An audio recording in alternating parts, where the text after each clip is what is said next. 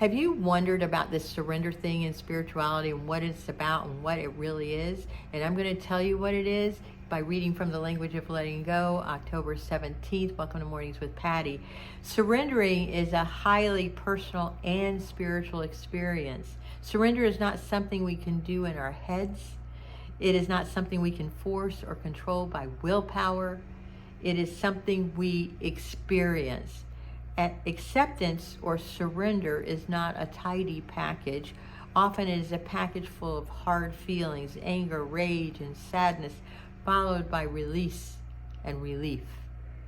As we surrender, we experience our frustration and anger at God, to other people, at ourselves, at life, and then we come to the core of the pain and the sadness, the heavy emotional burden inside that must come out before we can feel good.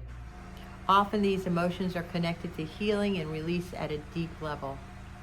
Surrender sets the wheels in motion. Our fear and anxiety about the future are released when we surrender. We are protected, we are guided, good things have been planned. The next step is now being taken. Surrender is a process that allows us to move forward, and it is now our higher power that moves us forward. Trust in the rightness of timing and the freedom at the other end as you struggle humanly through the spiritual experience. And today I will be open to the process of surrender in my life. I will allow myself all the awkward and potent emotions that must be released. And my friends, I'm going to tell you that's exactly how it is. There's all this rage and anger and despair inside of you. There's your need to be right. There's your need to be a victim. There's a need to be in control. And all that shit has to go. You have to be willing to give that up to experience surrender. That's what it is. It's acceptance of what is before you can move forward. And here's my short story about it. And this is what it's all about. Years ago, and I've talked about this in a previous video, I was just in total despair. My life was a wreck. It was a mess. And I go to my bookcase. I find my father's obituary, which was in 1958. And it was about how he had died. And I was wondering what had happened to the brick side of my family because I never connected with them after that. And then I go to the mailbox that very same day and I see a letter from my aunt who says, I'm looking for Patricia Ann Brick, who lives on 24th Lane, and her father was killed in Wiesbaden, Germany.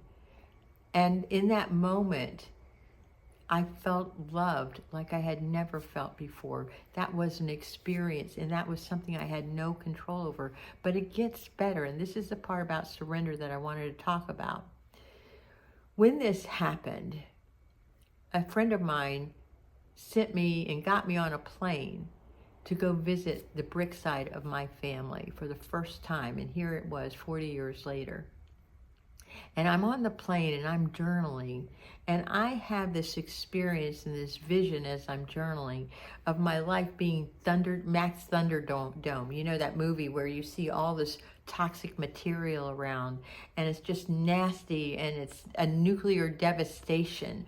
And that's how my life felt at that time. It was just a mess and it was dark and it was ugly. And then I remembered saying, what if I surrendered? And I put up a white flag like this. And I'm like, what am I surrendering to?